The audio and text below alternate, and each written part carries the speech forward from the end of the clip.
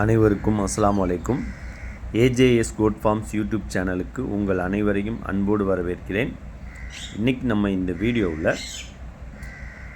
ஆடுகளுக்கான மருத்துவ மேலாண்மை அப்படின்னு நம்ம ஒரு தலைப்பு கொடுத்துருக்கோம். அது ஒரு தனி பிளேலிஸ்ட்டாகவே நான் பண்ணியிருக்கேன்.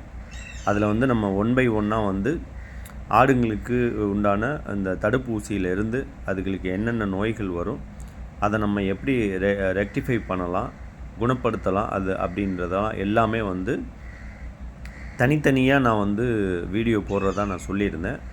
அந்த வகையில் இன்றைக்கி பார்த்திங்கன்னா மெயின் ஆடுங்கள் நம்ம வாங்கின உடனே ஃபஸ்ட்டு செய்ய வேண்டியது அதாவது இந்த பிபிஆர் போடுறதுக்கெலாம் முன்னாடி குடற்புழு நீக்கம் பண்ணிட்டு தான் பிபிஆர் போடணும். ஸோ டிவார்மிங் தான் உள்ளதுலே முக்கியமான விஷயம். அதனால தான் நான் முதல்ல தடுப்பூசிக்கு அப்புறம் டிவார்மிங்கை பற்றி நான் வீடியோ போடுறேன். ஆடுங்களுக்கு இந்த குடல் புழு நீக்கம் எப்படி முறையாக செய்யணும், என்னென்ன மருந்தெல்லாம் யூஸ் பண்ணலாம், அந்த மருந்துகளை எவ்வளவு கால இடைவெளியில் நம்ம யூஸ் பண்ணலாம் அப்படின்னு சொல்லிட்டு இந்த வீடியோவில் நம்ம பார்க்கலாம். டிவார்மிங் பண்ணுறதுக்கு முன்னாடி நம்ம என்ன செய்யணும் அப்படின்னு பார்த்தீங்கன்னா,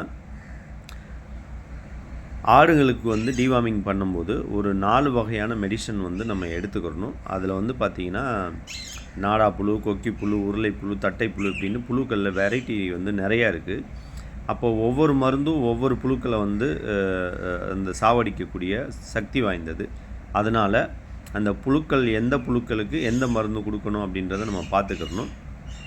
சில பேர் மாத்திரையாக கொடுப்பாங்க. அந்த மாத்திரையாக கொடுக்கும்போது ரொம்ப பவுடர் ஃபார்மில் கொடுக்காம கொஞ்சம் அந்த ஒரு தூளாக இருக்கிற மாதிரி வச்சுட்டு அதை வெந்நீரில் கலந்து அதை நம்ம கொடுக்கணும். டிவார்மிங் பண்ணும்போது முதல்ல நம்ம பார்க்க வேண்டிய விஷயம், ஆடுகள் வெறும் வயிற்றில் இருக்கணும். காலை நேரங்களில் நீங்கள் கொடுக்குறது தான் நல்லது. மருந்தை நம்ம வாய்களில் போடும்போதோ அந்த மாதிரி லிக்விடாவோ இல்லை பவுடர் ஃபார்மில் நீங்கள் கொடுக்கும்போதோ அது புறையேறாமல் பார்த்துக்கங்க. அதே மாதிரி இந்த டிவார்மிங் மெத்தட் நீங்கள் கொடுக்கும்போது அளவுகளை நீங்கள் கரெக்டாக கொடுங்க. ஆடுகளோட பாடி வெயிட்டில் 10 கேஜி இருந்துச்சுன்னா 1 ml கணக்கு வச்சுக்கிறணும். 30 கேஜி இருந்தால் 3 ml கணக்கு வச்சுக்கிறணும். அப்படி உங்களுக்கு 10 கிலோவுக்கு 1 ml அப்படின்னு நீங்கள் கணக்கு வச்சுக்கோங்க. தொடர்ந்து ஒரே மருந்தை கொடுக்காதீங்க. இந்த அது ஏன்னு கேட்டிங்கன்னா அந்த புழுக்கள் அதை எதிர்த்து பழகிடும். அப்புறம் அதே மருந்தை கொடுக்கும்போது அதுக்கு சாவாது. ஸோ தொடர்ந்து ஒரே மருந்தை கொடுக்காதீங்க.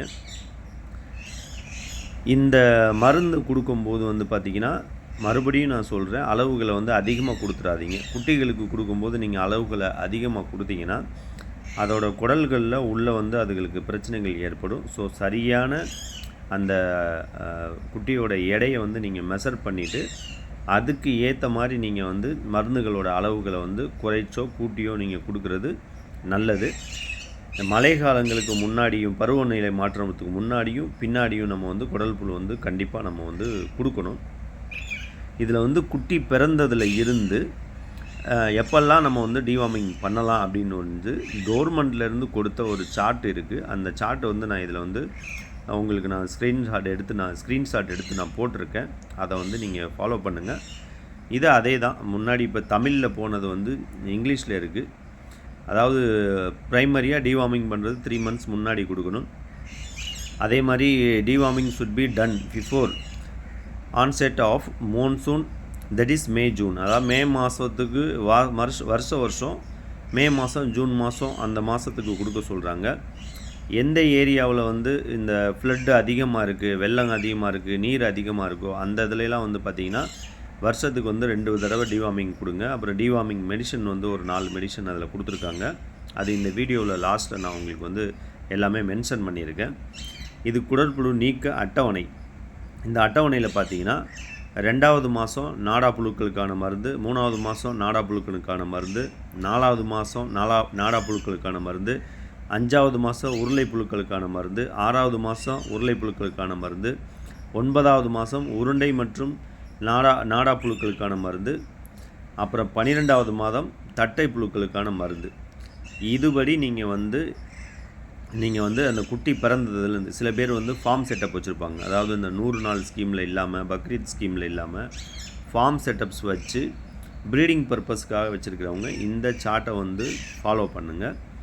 இந்த குட்டிகளுக்கு அந்தந்த மாதத்தில் நீங்கள் மருந்துகள் கொடுக்கும்போது அடிப்படையிலேயே அந்த தீங்கு செய்யக்கூடிய புழுக்கள் வந்து அதோட உடம்புலேருந்து முழுவதுமாக வெளியேறிடும். அப்போ வந்து நம்ம கொடுக்குற சாப்பாடை வந்து அது உடம்புக்கு போகும்.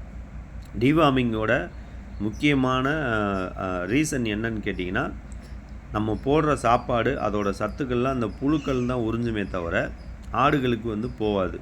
அதனால தான் நம்ம என்ன பண்ணுவோம், நான் எவ்வளவோ தீனி போடுறேன், இந்த குட்டி வந்து தேரவே மாட்டேங்குது, வெயிட் கெயின் வைக்க மாட்டேங்குது அப்படின்லாம் நம்ம வந்து அடிக்கடி சொல்கிறத கேள்விப்படுறோம். இதுக்கு மெயின் காரணம் வந்து பார்த்திங்கன்னா, நம்ம டிவார்மிங் வந்து கரெக்டாக பண்ணாதது தான். இப்போ வந்து பார்த்திங்கன்னா, ஜனவரி மார்ச்சில் வந்து தட்டைப்புழுக்கான தட்டைப்புழுக்களுக்கான மருந்து கொடுங்க. ஏப்ரல் ஜூன் உருளை புழுக்களுக்கான மருந்து கொடுங்க. ஜூலை செப்டம்பர் தட்டைப்புழுக்களுக்கான மருந்து கொடுங்க. அக்டோபர் டிசம்பர் உருளை மற்றும் தட்டைப்புழுக்களுக்கான நாடாப்புழுக்களுக்கான மருந்து கொடுங்க. இந்த ஸ்க்ரீன்ஷாட் எல்லாம் கவர்மெண்ட் சைட்லேருந்து ரெக்கமெண்ட் பண்ணது தான் நான் உங்களுக்கு வந்து இதை எடுத்து கட் பண்ணி போட்டிருக்கேன்.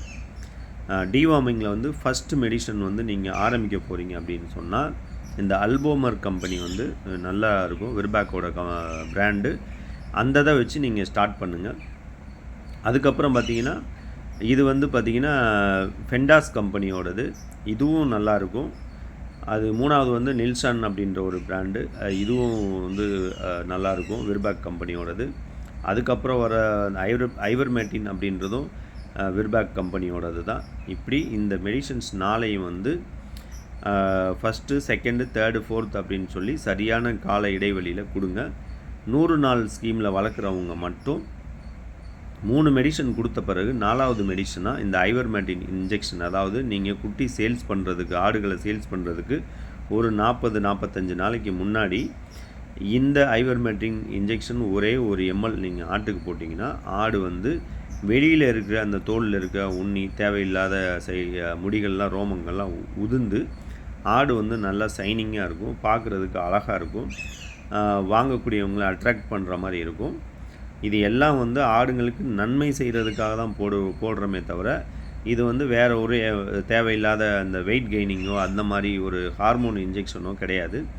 மனிதர்களுக்கு எப்படி நம்ம தடுப்பு மருந்துகள் கொடுக்குறோம், நம்மளே பூச்சி மருந்து இயற்கையாகவோ அல்லது வந்து ஆங்கில மருந்தோ யூஸ் பண்ணி நம்மளுடைய வயிற்றை எப்படி க்ளீன் பண்ணுறோமோ, அதே மாதிரி தான் விலங்குகளுக்கும் ஆடு மாடுகளுக்கும் நம்ம செய்யணும். அதனால் வந்து இந்த ஊசி போடுறதுனால வந்து ஒரு தீங்கு செய்யுமா அப்படின்னா அதெல்லாம் எதுவும் கிடையாது. ஆனால் கரெக்டான டைம் ஃபாலோ பண்ணி அடிக்கடியும் நீங்கள் டிவார்மிங் பண்ணிடக்கூடாது. அதே மாதிரி ரொம்ப நாள் டிவார்மிங் பண்ணாமே இருந்துடக்கூடாது. அதை மட்டும் நீங்கள் கவனத்தில் வச்சுக்கோங்க. அந்த சார்ட்டை வந்து ஸ்க்ரீன்ஷாட் எடுத்து வச்சுட்டு கூட நீங்கள் அந்த சார்ட் படி ஃபாலோ பண்ணுங்கள். ஏன்னா அதெல்லாம் வந்து பெரிய பெரிய வெட்னரி யூனிவர்சிட்டியிலேருந்து உங்களுக்கு ரெக்கமெண்ட் பண்ணுற அந்த ஒரு ஆடுங்கள் எப்படி வளர்க்கணும், என்னென்ன மருந்து கொடுக்கணும் அப்படின்னு அவங்க ஒரு ஆர்டிக்கல் எழுதியிருப்பாங்க. அதில் எது பெஸ்ட்டாக இருக்கோ அதை தான் கட் பண்ணி நான் அதில் போட்டிருக்கேன் உங்களுக்கு. ஸோ அந்த மெத்தட் படி ஃபாலோ பண்ணுங்கள். இன்னொரு விஷயம் என்னன்னு கேட்டிங்கன்னா, இப்போ இதில் பிராண்டு காமிச்சிருக்கேன்ல, இந்த பிராண்டு வந்து நீங்கள் ரொட்டேஷனாக வந்து மாற்றி மாற்றி யூஸ் பண்ணுங்கள். ரெகுலராக இந்த ப்ரீடிங் பர்பஸ்க்கு வளர்க்குறவங்க என்ன பண்ணுறீங்கன்னா, இந்த பிராண்டை கூட நீங்கள் மாற்றிக்கலாம். நெக்ஸ்ட் டைம் ஒரு ஷெட்யூல்டு முடிஞ்சிருச்சு, அடுத்த ஷெட்யூல்டுக்கு நீங்கள் வந்து வேறு கம்பெனி கூட நீங்கள் வாங்கினீங்கன்னா கூட இன்னும் ரிசல்ட்டு நல்லாயிருக்கும். கம்பெனி சூஸ் பண்ணும்போது நல்ல பெட்டராக ஒரு பிராண்டட் கம்பெனியாக நீங்கள் வந்து பார்த்து யூஸ் பண்ணுங்கள். அடுத்தடுத்த வீடியோவில் நம்ம மெடிசன்ஸை பற்றி தெளிவாக பேசுவோம். அஸ்ஸலாமு அலைக்கும்.